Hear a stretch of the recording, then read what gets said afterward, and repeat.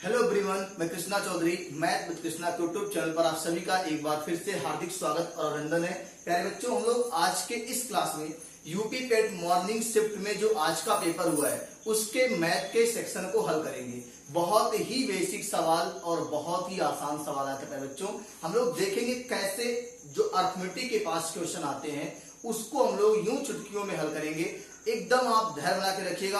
आपके जो शाम वाले शिफ्ट होंगे, जो आपका कल 16 तारीख को पेपर होगा, इसी तरह से अर्थमेटिक के सवालों को आप हल कर ले जाएंगे। बिल्कुल आपको परेशान नहीं होना प्यारे बच्चों। डीआई का सवाल औसत का रहा है, यानी कहने का मतलब ना बहुत ज्यादा टफ है ना बहुत ज्यादा आसान है, एवरेज में पेपर है। तो आइए हम लोग बात करते हैं अर्थमेटिक के उन 5 सवालों पे जो आज के मॉर्निंग शिफ्ट में पूछे गए थे। तो प्यारे बच्चों ध्यान से सुनिएगा।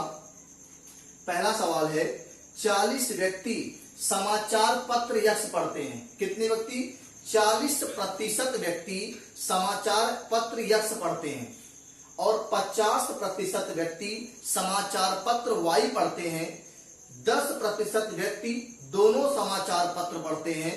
तो कितने व्यक्ति दोनों में से कोई समाचार पत्र नहीं पढ़ते हैं? प्यारे बच्चों, ऐसा सवाल हमने आप लोगों को क्लास में कराया है परसेंटेज क्लास में कि 40% गणित में पास, 20-30% अंग्रेजी में पास, 10% दोनों में पास। तो कुल कितने पास, कुल कितने फेल, मैंने आपको कराया ना, वही सेम सवाल है। अब देखो ध्यान से, इसको हल कैसे करेंगे प्यारे बच्चों। हम लोग बात करेंगे कि 40% व्यक्ति, अब आपके पेपर में अलग अलग सेट होगा, अलग अलग नंबर में होगा, तो आपको नंबर से नहीं चलना है।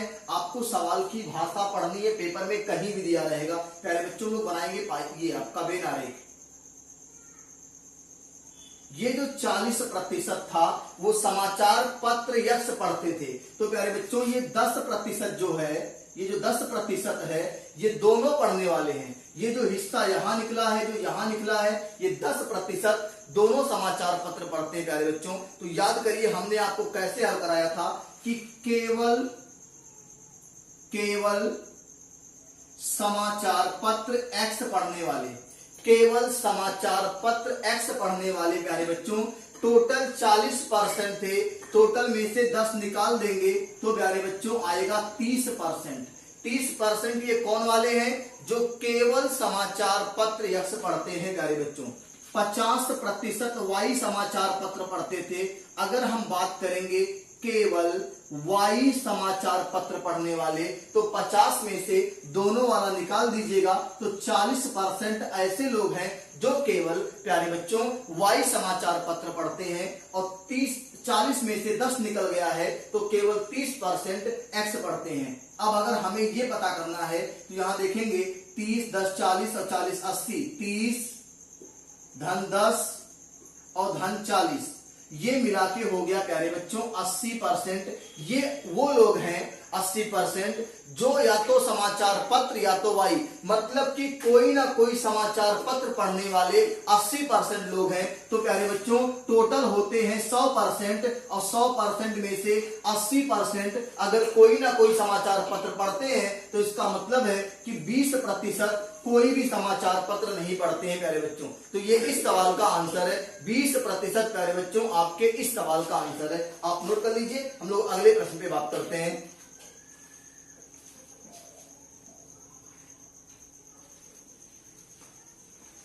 चलिए तो प्यारे बच्चों लोग अगले प्रश्न पे बात करेंगे। बहुत ही प्यारा प्रश्न है। ये तो आपका बहुत आसान था कि 40% समाचार यक्ष पढ़ते हैं, 50% वाई पढ़ते हैं, 10% दोनों पढ़ते हैं। तो हमने क्या किया था, 40 में से 10 निकाल दिया था तो 30% केवल यक्ष वाले हो गए। 50 में से 10 निकाल दिया तो 40% केवल वाई वाले हो गए और 10% दोनों वाले हैं। तो टोटल मिला के 80% है जो कोई ना कोई समाचार पत्र पढ़ते हैं। टोटल होते हैं 100%। अगर 100 में से 80 निकाल दिया जाएगा प्यारे बच्चों तो 20% का आंकड़ा आएगा जो कोई भी समाचार पत्र नहीं पढ़ते हैं। अगले प्रश्न पे बात करते हैं प्यारे बच्चों। हमने बहुत आपको बताया था क्लासरूम में, ऑनलाइन ऑफलाइन में, कि आपको परसेंटेज से सवाल दिखेगा और इस तरह का सवाल दिख गया आसान सा। अब आगे बात करेंगे एवरेज का भी सवाल बहुत आसान है प्यारे बच्चों। एवरेज के सवाल पे हम बात करते हैं, ध्यान सुनिएगा। कह रहा है कि 5 परिणामों का औसत 46 है। 5 परिणामों का औसत 46 है। और पहले चार का औसत 45 है तो पांचवा परिणाम एकदम आसान है प्यारे बच्चों। सबको पता है कि औसत बराबर होता है योग बटे संख्या प्यारे बच्चों। अगर योग निकालना है प्यारे बच्चों तो योग बराबर होता है औसत गुणे संख्या। ये आपको जानना है, बेसिक सा कॉन्सेप्ट है प्यारे बच्चों। यहाँ पे किसी को कोई परेशानी नहीं होनी चाहिए, एकदम बेसिक सा कॉन्सेप्ट है कि योग बराबर होता है औसत गुणे संख्या। अब देखो प्यारे बच्चों, 5 परिणामों का औसत कहा है 46, तो हम कहेंगे 5 का योग, 5 का योग बराबर औसत है 46, संख्या है 5, तो आएगा 5 36, 5 चौक 20, 3 23, 230 आ गया। आगे और पहले 4 का औसत, तो 4 का योग प्यारे बच्चों निकाल लीजिएगा। ऐसे सवाल इतने करा चुका हूं क्लास में कि आप मौखिक कर सकते थे। 4 का योग प्यारे बच्चों 45 औसत है और संख्या है 4, तो 4 25 20, 4 चौके 16, 2 18, 180। अब 5 के योग में से अगर 4 का योग निकाल दिया जाए तो पांचवा आ जाएगा प्यारे बच्चों। 230 में से 180 घटा देंगे प्यारे बच्चों तो आपका पांचवा आंकड़ा आ जाएगा। 0 से 0 गया 0 आएगा और 23 से 18 गया 18, 2 20, 3 23, 5 और ये आपके राइट आंसर है 50। प्यारे बच्चों ये आपका औसत का सवाल था, बहुत आसान था। आप सभी लोग इसको स्क्रीनशॉट लीजिए, हम लोग आगे बात करते हैं नेक्स्ट क्वेश्चन पे।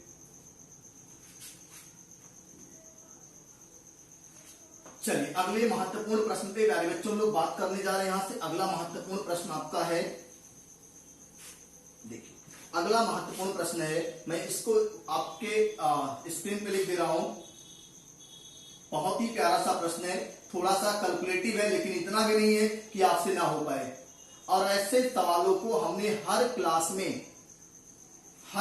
में आपको दशमलव संख्याओं का भाग विधि से वर्गमूल निकालना सिखाए। अगर सिखाए तो आप सभी लोग कमेंट बॉक्स में हाँ करके बता दीजिए कि प्यारे बच्चों हमने आपको हर क्लास में, चाहे वो ऑफलाइन हो चाहे ऑनलाइन हो, सब में हमने आपको दशमलव संख्याओं का भाग विधि से वर्गमूल निकालने के लिए बताया है प्यारे बच्चों। और यहाँ पे वही सवाल है, दशमलव संख्याओं को भाग विधि से वर्गमूल निकाल के जोड़ देना है। तो प्यारे बच्चों इसका आंसर क्या आएगा, देखो हम लोग पहले दोनों का अलग अलग भाग विधि से वर्गमूल निकालते हैं। इसका निकालेंगे प्यारे बच्चों 29, बगल लिख दे रहे हैं यहाँ पे 29.8116 का। अब आपको ऐसे बना था डिजाइन, जोड़ा बनता था प्यारे बच्चों, इसका इस तरफ से जोड़ा बनता था और इसका इस तरफ से जोड़ा बनता था। पहले कितनी बार जाएगा प्यारे बच्चों, 5 बार जाएगा, 5 5 25, अब बचा 4 प्यारे बच्चों। 4 के बाद ये 5 यहाँ लाके जोड़ते थे, ये होता था 10 और ये दशमलव ऊपर जाएगा और हमेशा 2 अंक उतरता था, 2 उतर गया। अब यहाँ पे आप 10 बार, 10 है 4 बार ले जाओगे तो 400 के आसपास आएगा, तो 4 बार आप लेके जाओ प्यारे बच्चों। 4 गया, 4 चौक के 16 और 4 दहियम 40 और 1 41 प्यारे बच्चों घटा लो, 11 से 6 गया 5, यहाँ 7 से 1 गया 6 और यहाँ पे हो गया 0 और फिर लाके 4 जोड़ दो, हो गया 108। अब जब उतरेगा प्यारे बच्चों तो 16 उतरेगा, क्या उतरेगा 16 उतरेगा। अब देखो 10 है, 6 बार जाएगा तब तो 6 बार होगा, तो इसका मतलब 6 ही बार आप ले जाओ। 36 के 6 हासिल 3, 6 थे 48, 48 3 51 के 1 हासिल 5 और 6 ढाई 60 और 5 65 प्यारे बच्चों ये हो गया आपका 5.46, इतने का मान हो गया 5.46 प्यारे बच्चों, इतने का मान हो गया। इसी तरीके से आपको 77.44 का भी वर्गमूल निकाल लेना है। आपको पता है 8 8 64 होता है, 9 9 81 होता है, तो ना ये 8 का है ना ये 9 का है, इसका मतलब 8 और 9 के बीच में ही आएगा प्यारे बच्चों। चलो इसका भी देख लेते हैं हम लोग यहाँ से 77.44 का जब भाग विधि से वर्गमूल निकालेंगे, इधर का जोड़ा ऐसे, इधर का जोड़ा ऐसे बन गया। पहली बार जाएगा 8 8 64, कितना बचेगा 3 और यहाँ पे 1 13 हो गया और 8 लाके जोड़ दो प्यारे बच्चों 16 हो गया और 4 उतरेगा, पॉइंट ऊपर जाएगा। अब 16 अट्ठे 128, 16 नवा 144 हो जाएगा प्यारे बच्चों। तो 8 बार ले जाओ, 8 अठाए 64 के 4 हासिल 6, 8 छक 48, 48 6, 48 2 50, 4 54 के 4 हासिल 5, 8 एक कम 8 5 13। और प्यारे बच्चों ये भी खत्म हो गया और इतने का मान प्यारे बच्चों क्या आ गया, 8.8 आ गया प्यारे बच्चों। तो बोलो बात समझ में आ रही है? आप सभी लोग पहले इसका स्क्रीनशॉट लीजिए, कैसे हमने आपको वर्गमूल सिखाया है इसको आप ध्यान से देख लीजिए। इतने का मान आएगा 5.46 और इतने का मान आएगा 8.88। आप पहले इतने का स्क्रीनशॉट लीजिए, हम पूरे सवाल को मिटा के आपको आंकड़ों पे लेके आते हैं। हो गया होगा स्क्रीनशॉट? चलिए अब यहाँ से देखिए ध्यान से पहले बच्चों, बहुत ही आसान सवाल है। अगर जिन बच्चों को भाग विधि से वर्गमूल निकालने नहीं आएगा तो इस सवाल का आंसर तो नहीं कर पाएंगे। प्यारे बच्चों इसका आया था 5.46, इसका आया था 8.8 प्यारे बच्चों। इन्हीं दोनों को जोड़ देंगे प्यारे बच्चों तो आपका आंसर आ जाएगा। अब देखो कैसे जोड़ेंगे, 5.46 और 8.8 जोड़ेंगे प्यारे बच्चों, ये 6 हो गया। और 8 4 12 के 2 हासिल 1, 8 5 13 और 1 14, 14.26 प्यारे बच्चों। क्या किसी विकल्प में है कि नहीं है? और है तो यही आपका राइट आंसर है। ऑप्शन नंबर आपका डी में दिया था इस सेट में 14.26। नोट कर लीजिए। अगले महत्वपूर्ण प्रश्न पे बात करते हैं। बहुत ही आसान सा अर्थमेटिक के 5 क्वेश्चन है बच्चों, नोट कर लीजिए। अगले महत्वपूर्ण प्रश्न पे बात करते हैं लोग यहाँ से। चलिए अगला प्रश्न लेते हैं यहाँ से। बहुत ही आसान पेपर, बहुत ही आसान अर्थमेटिक के 5 क्वेश्चन। अब देखो जीएस का पेपर तो मुझे बिल्कुल नहीं पता चल रहा है क्योंकि मुझे जीएस कुछ नहीं आता था, तो मैंने रिवाइज भी नहीं किया है। तो मुझे जीएस से कोई मतलब वो नहीं लग रहा है कि मुझे जीएस टफ है कि आसान है। लेकिन मैथ का जो सेक्शन था, चाहे डीआई हो चाहे ये हो, डीआई एवरेज में था, मैथमेटिक्स एकदम इजी लेवल का था, एकदम जिसको कर सकते हो आप। ठीक है, अभी मैं आपको आगे हिंदी की बात कर लेता हूँ। हिंदी भी बहुत ही इजी आया था। चलो प्यारे बच्चों हम बात करते हैं अगले क्वेश्चन पे। अगला क्वेश्चन आपके इस सेट में दिया था 5.21 गुणे 6.32 माइनस 2.9272। प्यारे बच्चों इसको आपको गुणा करके इसको घटा देना है। तो प्यारे बच्चों जब आप सभी लोग इसका गुणा करेंगे तो आपको पता है कि यहां से इसका पूरा गुणा होगा तो 5.21 का मल्टीप्लाई जब 6.32 में होगा तो आंसर आएगा 32.9272। ये आएगा 32.9272 और आगे माइनस है 2.9272। आप इन दोनों का गुणा तो करना पड़ेगा पेपर में प्यारे बच्चों, गुणा तो करना ही पड़ेगा। अब गुणा कर लेंगे तो ये 9272 घटेगा 0 हो जाएगा और 32 से 2 गया प्यारे बच्चों 30 आ जाएगा। और इस सवाल का आंसर है 30 और विकल्प नंबर आपका दिया है प्यारे बच्चों बी। क्या दिया है? बी। नोट हो गया। चलिए अगले महत्वपूर्ण प्रश्न पे हम बात करेंगे, इसको आप सभी लोग नोट कर लीजिए प्यारे बच्चों। अगला महत्वपूर्ण प्रश्न है बहुत ही, और ये अर्थमेटिक का 5वां और लास्ट प्रश्न है आपके पेपर का, और बहुत ही तगड़ा। ये पूरे अर्थमेटिक के 5 प्रश्नों में सबसे तगड़ा प्रश्न यही है। स्क्वायर है प्लस 0.41 का स्क्वायर है प्लस 0.073 का स्क्वायर है और बटे 0.005 का स्क्वायर है प्लस 0.041 का स्क्वायर है प्लस 0.073 का है, 0.073 का स्क्वायर है। अब प्यारे बच्चों इस सवाल को जब आप हल करेंगे तो पहली बार में आपको थोड़ा सा डाउट लगेगा, कठिन लगेगा, लेकिन मैं आपको तरीका बता रहा हूं। ऐसे सवाल जब आएंगे याद करिए, आपको मैंने टो सीरीज के प्रैक्टिस सेट से क्लास में हल कराया था, ऐसा ही सवाल था, थोड़ा सा बदला हुआ है। इस सवाल में मैं बात करूंगा आपको जो कितना आसानी से सवाल हल हो जाएगा। इसको आप ए मान लो, क्या मान लो आप? एक्स मान लो, ए मान लो, कुछ भी मान लो आप, इसको एक्स मान लो आप। एक्स की वैल्यू को मान लो प्यारे बच्चों 10x बराबर, इसको मानो प्यारे बच्चों x बराबर 0.05 मान लिया। y बराबर प्यारे बच्चों मान लो 0.41 मान लिया। z बराबर प्यारे बच्चों मान लो 0.073 ये मान लिया।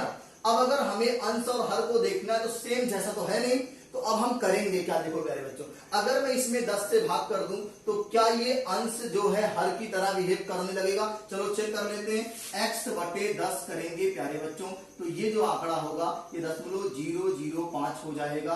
अगर आपको लगता है कि नहीं होगा तो प्यारे बच्चों आप बहुत आसानी से कैलकुलेटर उठाएंगे और मैं आपको बताऊंगा कि 0.05 में 10 से भाग करने पर 0.005 ही आता है प्यारे बच्चों। इसी तरह से y में 10 से भाग कर दिया जाए तो इधर भी 10 से भाग करेंगे तो 0.041 हो जाएगा। इसी तरह से जड़ में 10 से भाग करेंगे तो 0.0073 हो जाएगा प्यारे बच्चों। बोलो यहां तक बात सबको समझ में आ रही कि नहीं आ रही है? अब कुछ नहीं करना है। अगर ये x बटा 10 है, इतने का मान x बटा 10 हो गया, इतने का मान y बटा 10 हो गया, इतने का मान z बटा 10 हो गया, और ऊपर x y जड़ है ही। अब इतना आप पहले नोट कर लोगी, स्पेस कम है तो इतना आप नोट कर लीजिए, तो हम आगे बात करें। मैं इन सब बातों को बगल में लिख दे रहा हूं जिससे आपका सवाल भी लगता रहेगा और बगल में आंकड़े भी रहेंगे। देखो प्यारे बच्चों यहां मैं लिख दे रहा हूं x की वैल्यू 0.05, x अपॉन 10 करने पर ये वैल्यू हो जाएगी 0.005, y की वैल्यू 0.41, y अपॉन 10 करने पर 0.041 हो जाएगा। z की वैल्यू 0.073 था और z अपॉन 10 करेंगे प्यारे बच्चों तो ये हो जाएगा 0.0073।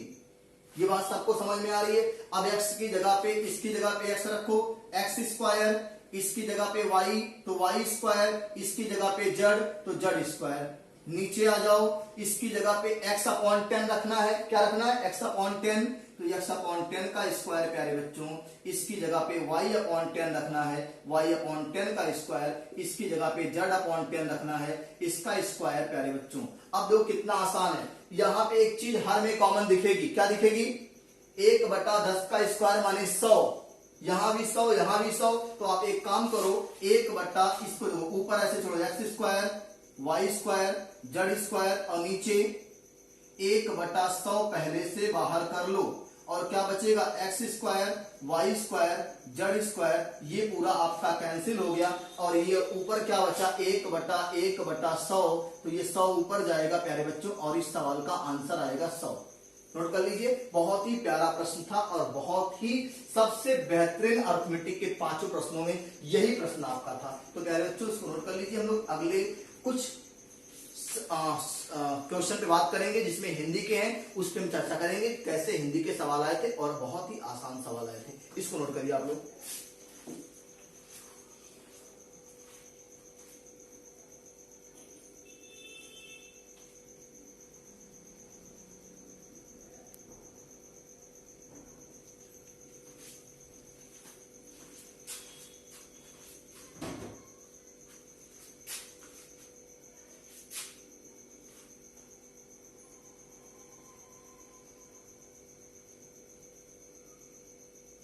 चलिए, तो प्यारे बच्चों हिंदी का जो आपका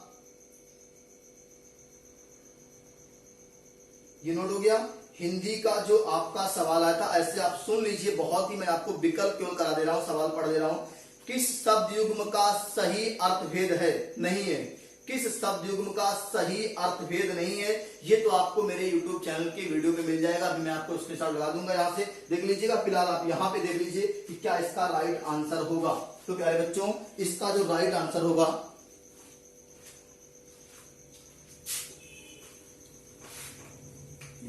इसका जो राइट आंसर होगा प्यारे बच्चों वो क्या होगा? वो लिखा है अवलंब, अवलंब और अविलंब, यही विकल्प में दिया है। अब प्यारे बच्चों ध्यान दीजिएगा, इसका अर्थ दिया है अधर और इसका अर्थ दिया है, थोड़ा सा पेपर में क्लियर नहीं है तो कोई दिक्कत नहीं, यहीं पे गलत हो गया है। अवलंब माने होता है सहारा,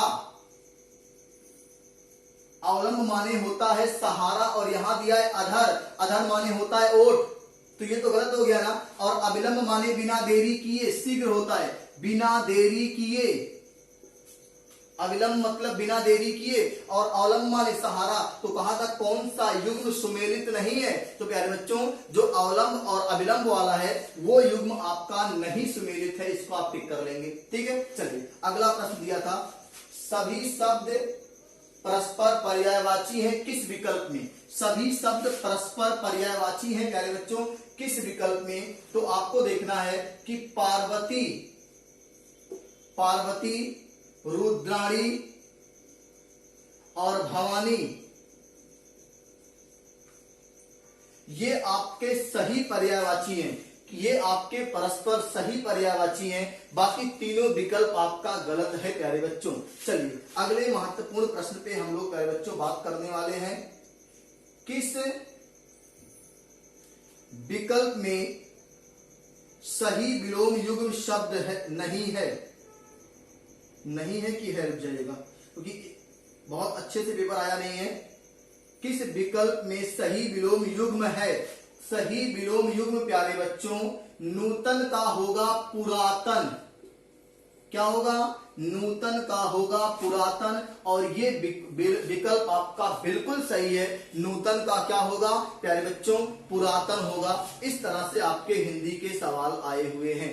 ख्याली पुलाव पकाना, ख्याली पुलाव पकाना प्यारे बच्चों अक्सर बात बात में क्लासरूम में बातें हो जाती हैं कि क्यों ख्याली पुलाव पका रहे हो, जो चीज संभव ही नहीं है उसके लिए। तो प्यारे बच्चों विकल्प दिया था असंभव बातों की कल्पना करना, बिल्कुल सही है। ख्याली पुलाव पकाना मतलब असंभव बातों की कल्पना करना, असंभव बातों की कल्पना करना, ये बिल्कुल आपका राइट आंसर है। और एक तो बहुत ही प्यारा प्रश्न आया है, अभी तक ऐसा मां सरस्वती की कृपा रही है कि हिंदी के संधि का सवाल, हिंदी के संधि का सवाल मेरे YouTube वीडियो से बाहर नहीं गया प्यारे बच्चों।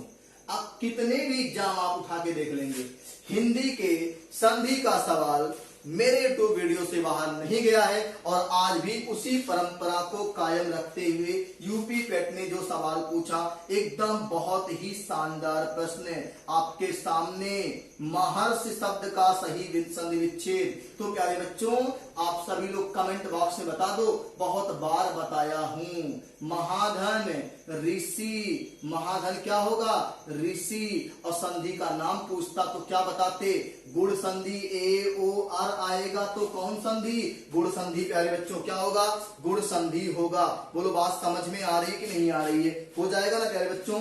चलिए इस तरह से आपके हिंदी के भी सवाल जो आपने देखे बहुत ही आसानी से हो गए। महर्षि में संधि विच्छेद पूछा था, संधि का नाम नहीं पूछा था। तो प्यारे बच्चों इसी तरह से हम लोग अगर कोशिश करेंगे कि शाम वाला जो शिफ्ट आपका है उसके पेपर को एनालिसिस कर लें हम लोग, और कल के पेपर में तो हम खुद ही पेपर में रहेंगे, तो एनालिसिस मिलेंगे आपको फिर अगले किसी नेक्स्ट वीडियो में। लेकिन आप देख के जाइएगा आज का पेपर, आज के पेपर का स्तर कैसा है, कैसे आपको चीजों को मैनेज करना है। आप घर पे बैठ के आज के पेपर को हल कर लीजिए, अपने टाइम मैनेजमेंट को चेक करिए कि कैसे हमें टाइम मैनेजमेंट, कहाँ कितना टाइम देना है, कहाँ टाइम बचाना है, किसको छोड़ के जाना है आगे। ये सारी बातों को आज के दोनों शिफ्टों के पेपर से आप एनालिसिस कर लीजिएगा, और रिलैक्स माइंड से बिल्कुल आपके आज के पेपर को आप बिल्कुल माइंड अप मत करिएगा कि कठिन है, आसान है। कुछ नहीं, आपके लिए सब आसान है।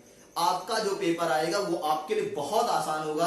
आज का पेपर आपके लिए कठिन हो, आसान हो, कोई मुद्दा नहीं है। हाँ, एनालिसिस करने के लिए पर्याप्त है कि पेपर में समय कैसे बचाना है, कैसे चीजों से आगे बढ़ना है। लेकिन आपका पेपर आपके लिए बहुत आसान होगा। आपने इतना पढ़ा हुआ है तो एकदम धैर्य बना के टाइम से सेंटर पहुंच जाइएगा, रिलैक्स मोड में एकदम पेपर दीजिएगा। डीआई के सवालों पे बहुत अच्छे से पढ़िएगा, गहन अध्ययन करिएगा, तब जाके डीआई एकदम आसान हो जाएगा, बिल्कुल आपको पता नहीं चलेगा। तो प्यारे बच्चों बेस्ट ऑफ लक आपको कल के पेपर के लिए। बहुत मिलते हैं फिर हम लोग कल, उम्मीद करते हैं। कल मेरा शाम की शिफ्ट में पेपर है, तो कल का पेपर एनालिसिस करना बहुत मुश्किल हो सकता है, लेकिन हो सकता है मैं आपसे बात करूं ऐसे यूट्यूब पे बिना वीडियो के। ठीक है, बात करते हैं फिर। बेस्ट ऑफ लक सभी को।